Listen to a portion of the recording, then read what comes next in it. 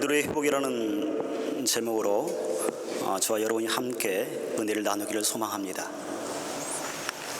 요즘은 이름 지을 때 굉장히 세련되고 예쁜 이름들을 짓습니다. 예를 들면 원빈, 서희 이런 이름들이죠. 그러나 옛날에는 이름을 지을 때 한자의 뜻을 먼저 생각하다 보니까 어려운 이름들이 꽤 많았습니다. 여러분 이름이 영입니다. 여러분 예쁘죠? 그런데 성이 유씨입니다. 유령. 여러분 유령 아시죠?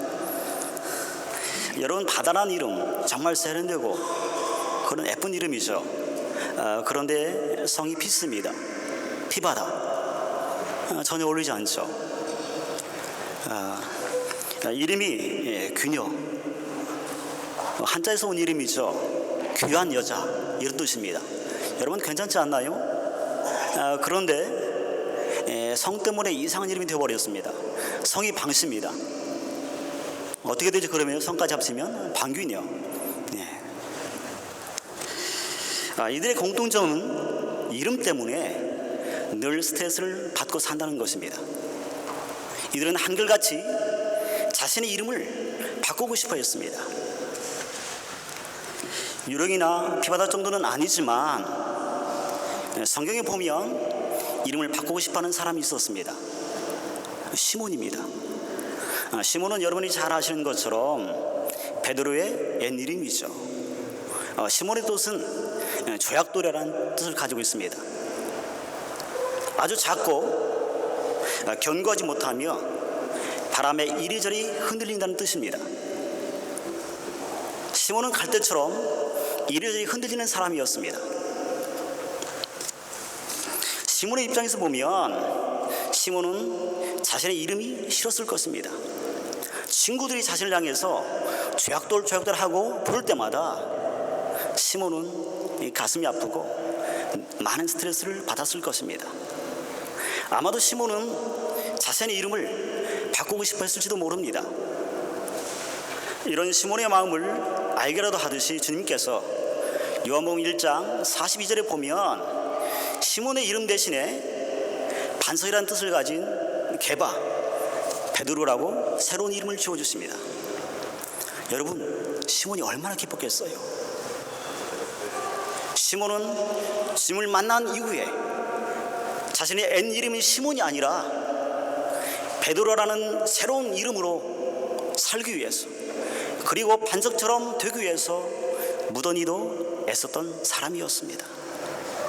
그는 그래서 그 모든 12제자보다도 더욱 열심히 주님을 섬겼습니다. 그래서 그는 주님의 수제자까지 되었습니다. 예수님이 제자들에게 너희는 나를 누구라 하냐고 물었을 때에 다른 제자들은 아무런 말을 하지 못하고 있을 때 베드로가 당당하게 주님은 그리스도시요 살아계신 하나님의 아들이시다고 말을 해서 예수님이 베드로를 칭찬하신 것을 여러분 알고 계실 겁니다. 여러분, 베드로는 12제자 가운데서 가장 잘 나가던 그런 제자였습니다. 예수님이 십자가에 못 박혀 죽을 것을 말씀했을 때에는 예수님이 죽는 데까지 따라가겠다고 맹세할 만큼 주님을 그렇게 뜨겁게 사랑했던 사람이 베드로였습니다. 온몸으로 예수님을 사랑했던 남자, 그가 베드로였습니다. 실패를 모르고 달려왔던 남자, 그가 베드로였습니다. 여러분, 그런데 이런 베드로가 주님을 3번 부인하고 말았습니다. 한손에 깊은 영적 침체 가운데 빠지고 만 것입니다. 여러분, 그렇게 잘 나가는 베드로에게 왜 이런 일이 생겼을까요? 베드로가 주님을 만나고 주님을 부인하기 전까지 우리가 베드로의 행적을 추적해 보면 베드로가 왜 이렇게 한순간에 무너져 버렸는가를 알 수 있습니다. 결론적으로 말씀드리면 베드로는 자기 열심 때문에 한순간에 무너지고 말았습니다. 여러분, 자기 열심이 강한 사람은 특징이 있습니다. 늘 먼저입니다. 늘 앞장서기를 좋아합니다. 자기 열심이 강한 사람은 어디서나 드러나고 돋보입니다. 자기 열심이 강한 사람은 강한 추진을 가지고 있기 때문에 어떤 일이든 척척 잘 해냅니다. 그래서 사람으로부터 인정도 받습니다. 자기 열심이 강한 사람은 리더의 기질을 타고난 사람들입니다. 그런데 이런 사람에게 약점이 있습니다. 너무 강하다는 것이죠. 너무 강하면 여러분 부러지게 되어 있습니다. 어린아이는 뼈가 부러지면 금방 붙지만 어른은 뼈가 부러지면 그렇게 쉽게 붙지 않습니다.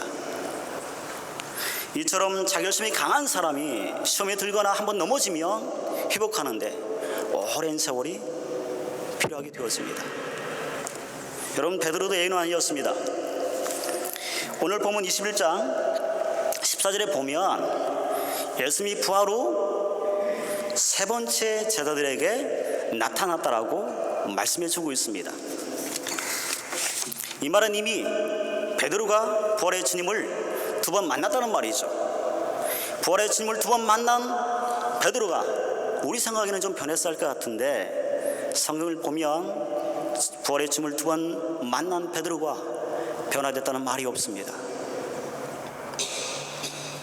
도리어 21장 4절에 보면 베드로와 제자의 삶을 포기한 채 디베랴 바다로 고기를 잡으러 가는 장면이 등장합니다.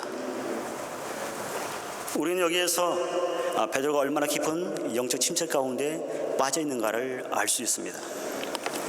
여러분, 사실 신앙생활에서 자기 열심은 굉장히 위험합니다. 자기 열심이 강하면 교회를 할 때 하나님의 열심보다 자기 열심을 하기 쉽습니다.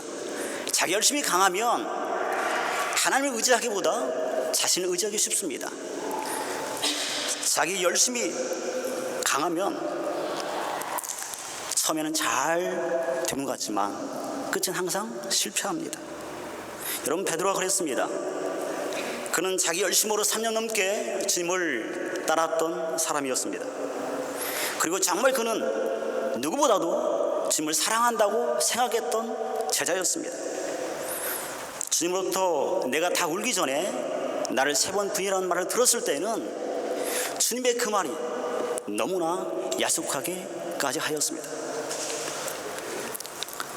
그래서 베드로는 주님이 그 말을 했을 때 내가 주와 함께 죽을지언정 결코 주님을 부인하지 않겠다라고 장담했던 것입니다. 베드로는 다른 제자는 주님을 부인할지라도 자신만은 절대 주님을 부인하지 않을 거라고 확신했던 사람이 베드로였습니다. 그러나 주님이 잡히시던 그날 밤 베드로의 이런 자기 열심은 완전히 무너지고 말게 되었습니다. 성경은 그때 상황을 이렇게 표현합니다. 닭 울기 전에 내가 나를 3번 부인을 하는 주님의 말씀이 생각나서 밖에 나가서 심히 통곡하니라. 여러분, 그 밤에 베드로가 얼마나 자기를 자책하며 울었겠습니까?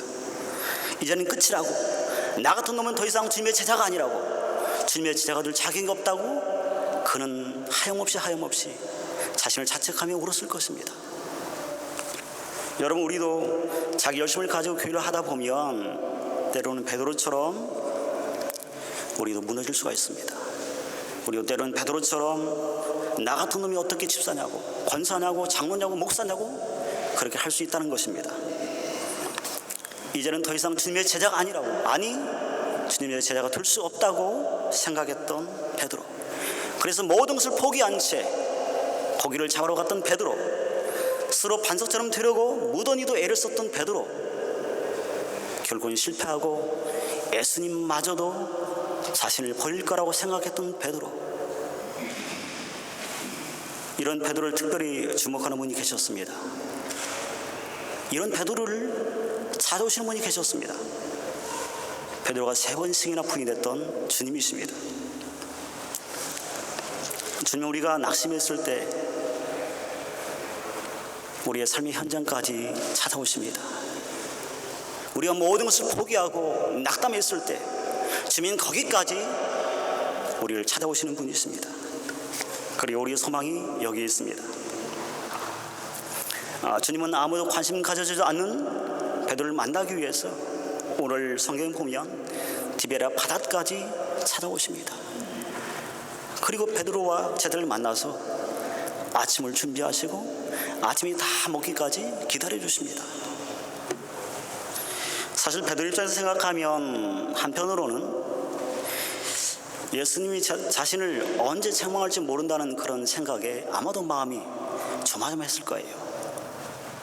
아마도 아침을 먹을 때에 아침도 먹는 둥 마는 둥 했을지도 모릅니다. 주님이 드디어 요한의 아들 시몬하고 말했을 때 드디어 올 것이 오고 말았군 하고 가슴이 철렁 내려앉았을 것입니다. 여러분, 그런데 웬일입니까?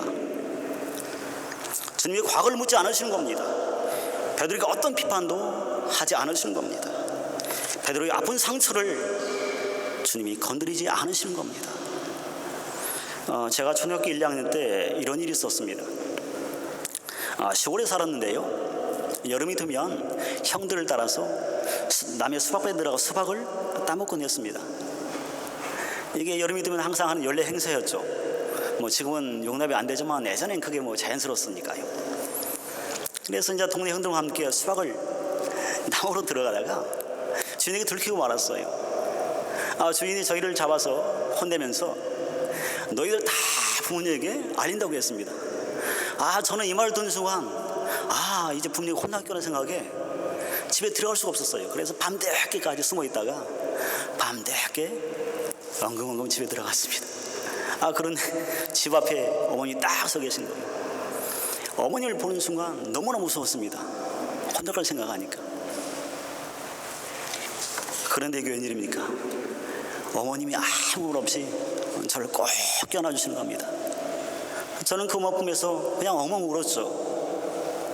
저는 그때 깨달았습니다. 바로 어머니의 사랑이 이런 것이구나. 자신을 3번이나 부인했음에도 자신을 비난하지 않는, 책망하지 않는 예수님을 통해서 아마도 베드로는 어머니 품 같은 그런 사랑을 그가 경험했을 것입니다. 여러분, 꼭 기억하시기 바랍니다. 주님의 관심은 정죄하는 데 있지 않다는 것입니다.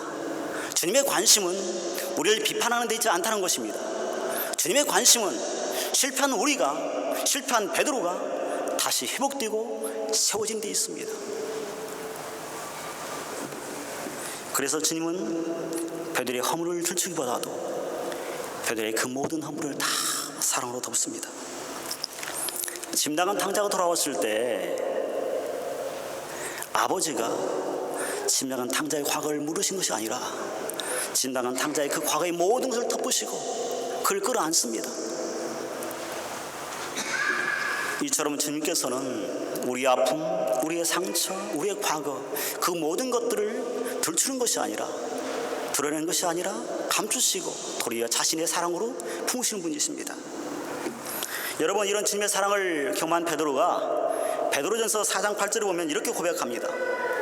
무엇보다도 뜨겁게 사랑할지니 사랑은 허다한 허물을 덮느니라. 베드로의 고백이 담긴 그런 말씀이죠. 주님이 베드로의 허물을 덮자 베드로에게 놀라운 일이 생기기 시작합니다. 우리는 베드로를 향한 주님의 3번의 물음과 그리고 베드로의 3번의 대답을 통해서 베드로의 놀라운 변화를 우리가 확인할 수 있습니다. 주님이 베드로에게 묻습니다. 요한복음 21장 15절인데요. 우리 다 같이 한번 읽겠습니다. 시작. 요한복음 21장 15절입니다. 시작. 그들이 아침을 먹은 뒤에 예수께서 시몬 베드로에게 물으셨다.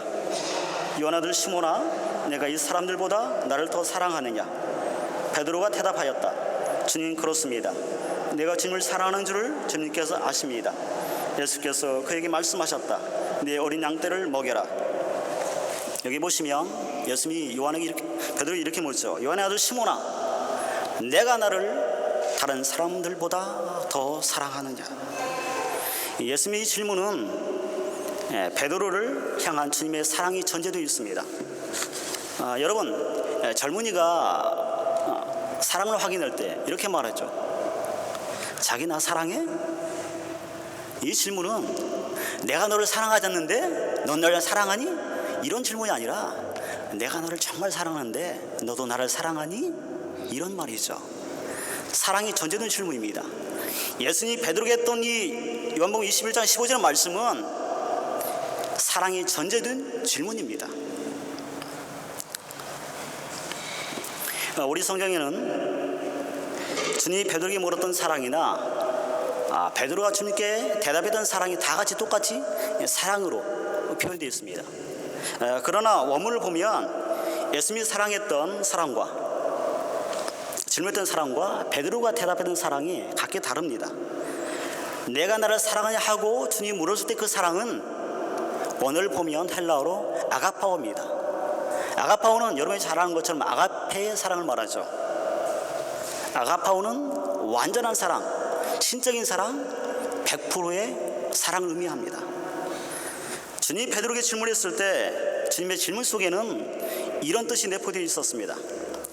내가 나를 3번 부인했음에도 불구하고 나는 여전히 베드로 너를 아가페의 사랑, 완전한 사랑, 100%의 사랑으로 사랑한단다. 너도 날 그렇게 사랑하니? 이 말을 들었을 때 베드로가 주님께 이렇게 대답하죠. 내가 주님을 사랑하신 줄을 주께서 아십니다. 여기서 베드로가 대답했던 사랑은 주님이 말했던 아가파오가 아니라 원문에 보면 필레오입니다. 필레오의 사랑은 여러분이 잘 아는 것처럼 친구의 사랑을 말하죠. 달리 표현하면 완전한 사랑이 아니라 부족한 사랑, 불완전한 사랑을 의미합니다. 아가파오 사랑이 100%의 완전한 사랑이라면 필레오의 사랑은 한 5, 60%밖에 안 되는 그런 불완전한 사랑을 얘기합니다. 베드로의 대답 속에 이런 뜻이 포함되어 있습니다. 주님이 저를 여전히 아가포의 사랑으로, 완전한 사랑으로, 100%의 사랑으로 사랑하지만 주님, 저는 그렇게 주님을 사랑할 수 없습니다. 저는 주님을 필레오의 사랑으로밖에 사랑하지 못합니다. 저는 그것밖에 안 되는 놈입니다. 그러나 저는 필레오의 사랑으로만으로도 주님을 사랑하고 싶습니다. 그런 베드로의 고백이 그의 대답 속에 담겨 있는 것이죠. 여러분, 실패를 경험한 베드로가 지금 어떻습니까? 주님의 사랑을 통해서 베드로가 조금씩 회복되자는 것을 우리가 볼 수가 있습니다. 분명 예전 같으면 베드로는 아마 이렇게 말했을 것입니다. 저도 아가파의 사랑으로 주님을 사랑합니다. 주님이 아시지 않습니까? 라고 당당하게 그렇게 말했을 거예요. 그러나 실패를 경험하고 나서 베드로의 대답은 그렇게 대답하지 않습니다. 왜 그렇죠? 실패를 경험하고 나서 주님을 향한 자신의 사랑이 이제는 완전히 않다는 것을 깨닫기 때문입니다. 예전엔 베드로는 주님을 향한 자신의 사랑이 완전하다고 생각했습니다. 그런데 실패를 경험해 보니까 내가 주님을 향해 가졌던 그 사랑은 완전한 사랑이 아니라 겨우 필레오의 사랑밖에 안 되는 것을 깨닫기 때문에 지금 베드로가 그렇게 고백하고 있는 것입니다. 사실 우리도 마찬가지죠. 여러분, 저나 여러분이나 우리가 어떻게 아가파오의 사랑으로 주님을 사랑할 수 있습니까? 우리는 주님을 그렇게 사랑할 수 없습니다. 단지 우리의 사랑은 아가파오의 사랑이 아니라 베드로가 고백했던 필레오의 사랑보다도 못한 사랑으로 우리가 주님을 사랑하고 있는 것이죠. 그래서 우리 늘 하나님께 고백할 주님, 나는 주님을 전부로 사랑합니다. 우리 모든 연약한 존재이기 때문에 주님을 그렇게 사랑할 수 없습니다. 그러나 정말로 중요한 것은 주님, 내가 아가파오의 사랑으로 주님을 사랑할 수 없지만 베드로와 필레오의 사랑으로 주님을 사랑한 것처럼 나도 주님을 필레오의 사랑만큼이라도 사랑하고 싶다는 그런 고백이죠. 그런 고백을 주님이 원하시는 것입니다. 주님이 두 번째로 묻습니다. 이번에도 아가파오로 묻습니다. 이때도 베드로가 성경을 보면 필레오로 대답합니다. 그러다 주님이 세 번째로 베드로에게 묻습니다. 17절인데요. 우리 다 같이 한번 읽겠습니다. 17절 말씀 시작.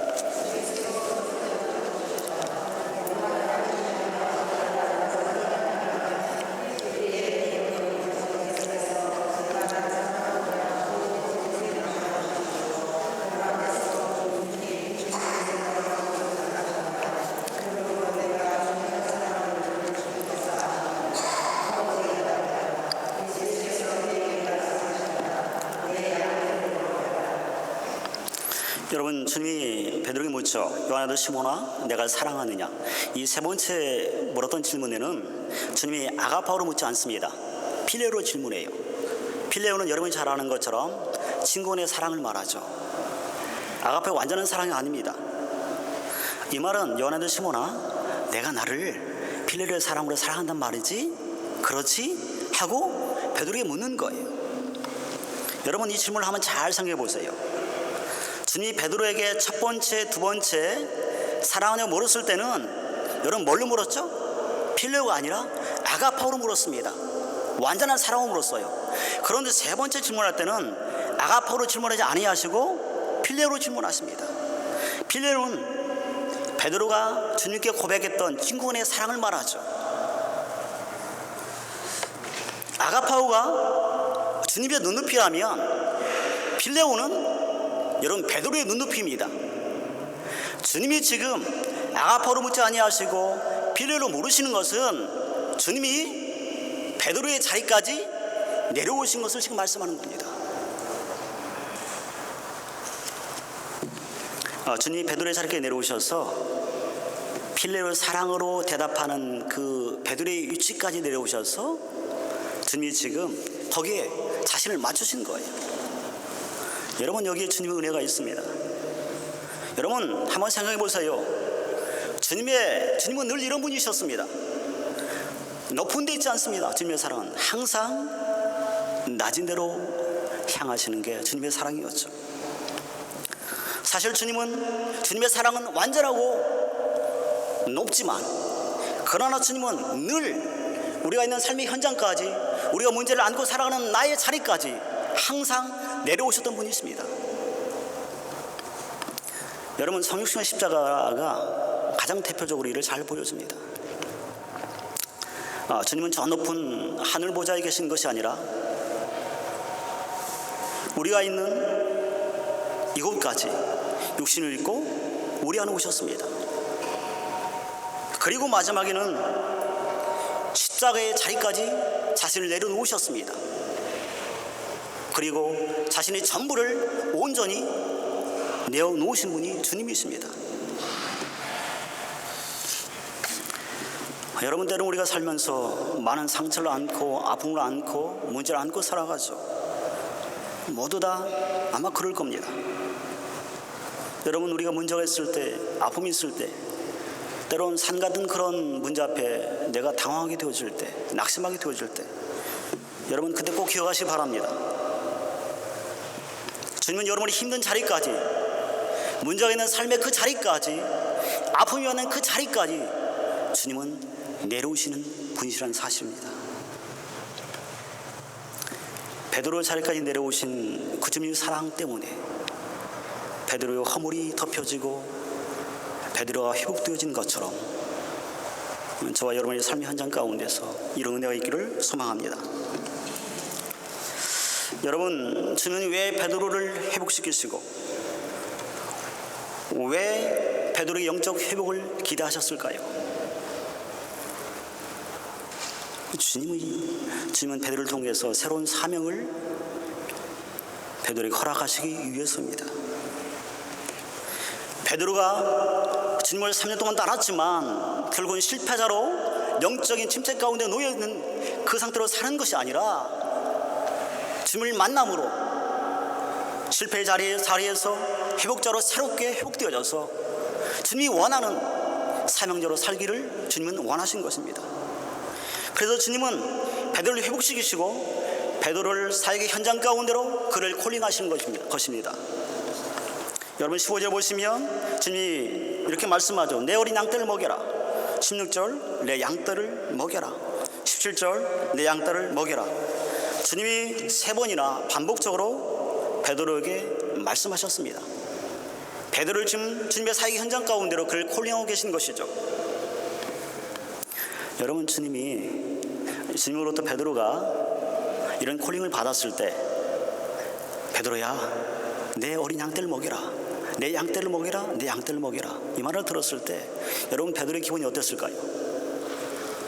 답답했을까요? 아니면 부담이 되었을까요? 아니면 기뻤을까요? 제 생각에는 베드로가 굉장히 기뻤을 거예요. 왜냐하면 사실 베드로는 주님을 3번 부인한 사람이잖아요. 베드로가 주님을 3번 부인하고 나서 자신은 더 이상 주님의 제자가 아니라고 생각했습니다. 그런데 오늘 본문에 보면 주님께서 그런 베드로에게 사역 현장 가운데 콜링하십니다. 그러면서 내 양떼를 먹이라고 말씀하죠. 이 말은 다른 말로 표현하면 주님이 여전히 자신을 3번 부인했음에도 불구하고 베드로를 자신의 제자로 인정하고 있다는 사실입니다.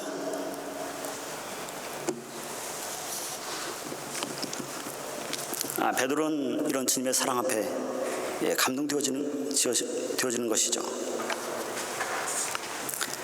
주님은 실패한 베드로를 회복시키시고 사명절 자료를 부르신 것처럼 오늘을 살아가는 저와 여러분의 그 삶의 현장 가운데서 여러분을 치유하시고 여러분을 회복시키셔서 주님의 사역의 현장 가운데 여러분을 콜링하십니다. 그게 주님이십니다. 그렇다면 우리가 회복된 이후에 어떻게 사명을 감당해야 할까요? 우리가 어떻게 사명을 감당해야 다시는 영적 침체 가운데 다시는 베드로처럼 넘어지지 않을 수 있을까요? 베드로를 부르신 주님에게서 그 해답을 우리가 찾을 수 있습니다.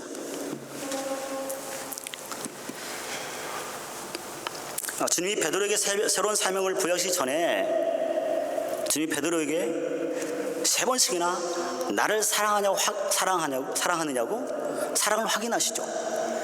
사랑을 확인하시고 난 후에 내 양떼를 먹이라고 말씀합니다.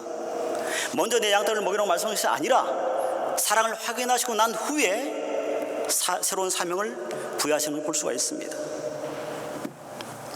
왜 주님이 그렇다면 사명을 부여하시기 전에 베드로에게 3번씩이나 그렇게 사랑을 확인하셨을까요? 여러분, 주님의 사역은 사랑으로 감당하는 사역입니다.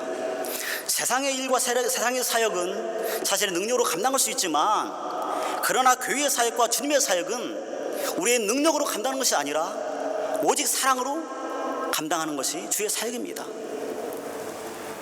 그래서 주님께서는 베드로에게 그렇게 사랑을 확인하셨던 것이죠. 여러분, 사실 베드로는 과거의 그의 삶을 보면, 사역을 보면 자기 열심, 자기 열정을 가지고 살다가 그렇게 사역하다가 결국 그는 넘어졌습니다. 자기 열심 때문에 실패하고 말았습니다. 여러분, 어린 양을 먹이는 그 사역은 여러분 자기 열심으로, 자기 열정으로 여러분 할 수 있는 사역이 아닙니다. 우리가 자기 열심으로, 자기 열정으로 사역을 감당하면, 어린 양을 먹이면 여러분 어린 양이 세워지는 것이 아니라 어린 양이 쓰러지게 되어집니다. 실패하게 되어집니다. 여러분, 어머니가 어린 아기를 양육할 때 어떻게 양육하죠? 자기 열심이나 자기 열정으로 어린 아이를 양육하지 않습니다. 저는 그런 어머니를 본 적이 없어요. 오직 사랑으로 자신의 아이를 양육하죠. 주님이 원하시는 게 바로 이것이죠. 베드로가 원하시는 게. 베드로, 네가 이제까지는 자기 열정, 자기 열심으로 살았지만 주의 사역은, 교회의 사역은, 나의 일은 자기 열심으로 감당할 수 없는 사역이란다. 나의 사역은, 주님의 사역은 오직 내가 너를 완전한 100%의 사랑으로 사랑한 것처럼 그렇게 주의 사랑으로만 감당할 수 있는 사역이란다. 이걸 지금 말씀해 주시는 거예요. 그래서 여러분이 보시면 베드로가 주님을 통해서 이런 회복을 경험하고 난 이후에 베드로가 자기 열심, 자기 열정을 다 내려놓습니다. 그리고 자기를 의지했던 그 삶에서 이제는 전적으로 주님을 의지하고 주님의 사랑이 기대어 사역을 감당합니다. 베드로의 회복을 통해서 주님이 기대했던 것이 바로 이것이죠. 자신을 내려놓고 오직 주님만 의지하고 자기 열심이 아닌 하나님의 열심으로 사역 감당하는 것, 바로 베드로를 통해서 주님이 그것을 기대하시고 원하시던 것입니다. 주님은 동일하십니다. 오늘 우리를 사랑하는 우리들에게도 베드로에서 기대하시고 원하시는 것처럼 우리에게도 주님은 사랑으로 나를 의지하는 것이 아니라 주님을 의지하면서 사역을 감당하고 삶을 이끌어 나가기를 소망하시는 것입니다. 여러분, 이후에 베드로의 삶을 보면, 또 사역을 보면 실패자가 아닌 사명자로의 삶을 죽는 날까지 그가 감당하는 것을 볼 수가 있습니다. 정말 여러분에게도 이런 은혜가 있기를 소망합니다. 결론을 맺습니다. 여러분, 참 인생이 쉽지가 않습니다. 때론 가정 때문에, 때론 자녀 때문에, 때론 아내 때문에, 때론 마음도 아파하고, 때론 고민도 하고, 그것 때문에 주님 앞에 엎드려 하는 게 우리들이죠. 근데 신앙생활도 여전히 쉽지가 않습니다. 교회에서 열심히 일하다가 우리는 넘어지기도 하고, 또는 사람 때문에, 우리는 어떤 일 때문에 우리는 쉽게 넘어지고 포기합니다. 이게 우리의 모습이죠. 그래서 모든 것을 포기하고 이제는 모든 것을 끝내고 싶을 때가 있습니다. 여러분, 그때 꼭 기억하시기 바랍니다. 주님은 베드로의 삶의 자리까지 내려오셔서 상처를 안고 살아가는 베드로를 치유하시고 회복시켰던 것처럼 저와 여러분의 삶의 자리까지 내려오셔서 여러분의 문제를, 아픔을 주님이 친히 끼워 안으시기를 원하십니다. 그래서 여러분을 회복시키기 위해서 여러분이 주님이 원하시는 그런 영혼을 세우는 사명자로 살기를 소망하시는 것입니다. 그런 삶을 살기를 소망합니다. 기도하겠습니다.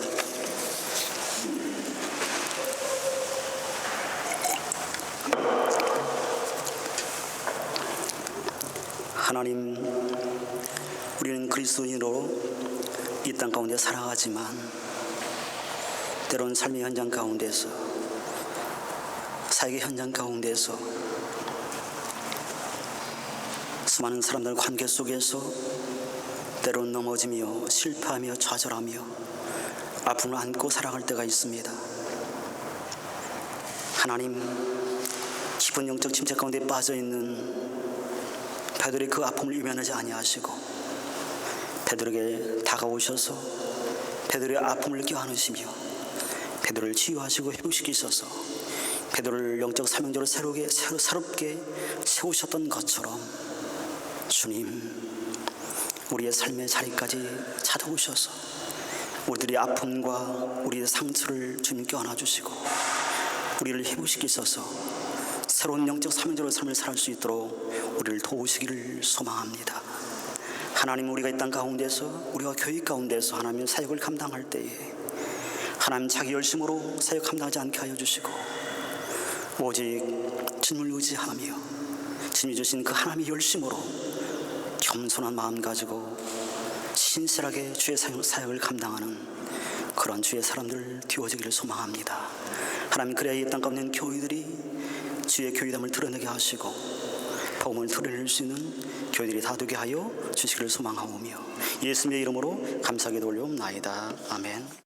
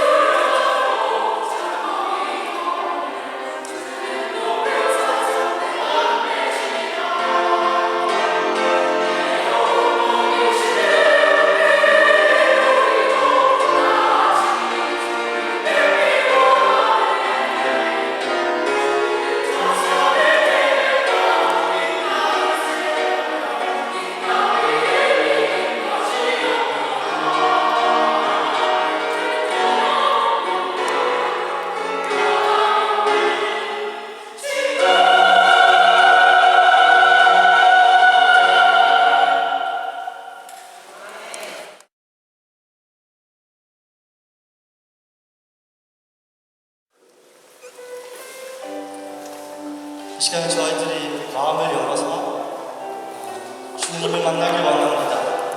그냥 노래를 부르는 거 아니라 이 시간에 정말 모든 것을 내려놓고 아버지만 바라보는, 아버지를 부르는, 아버지를 느끼는 그런 찬양을 했으면 좋겠습니다. 저희들이 이 시간에 예배 드리기 전에 주의 얼굴을 보길 원합니다. 내가 매일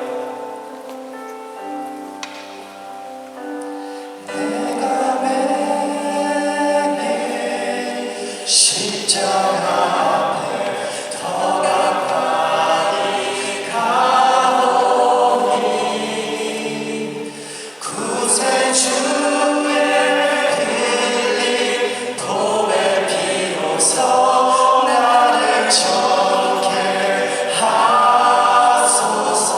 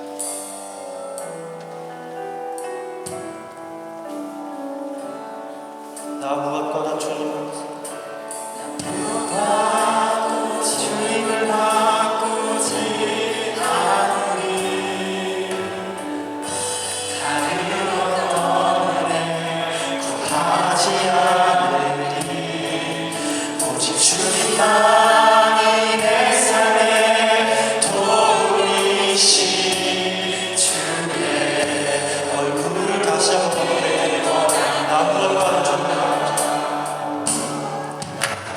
무엇과도 주님을 바꾸지 않으리. 다른 어떤 은혜 구하지 않으리. 오직 주님만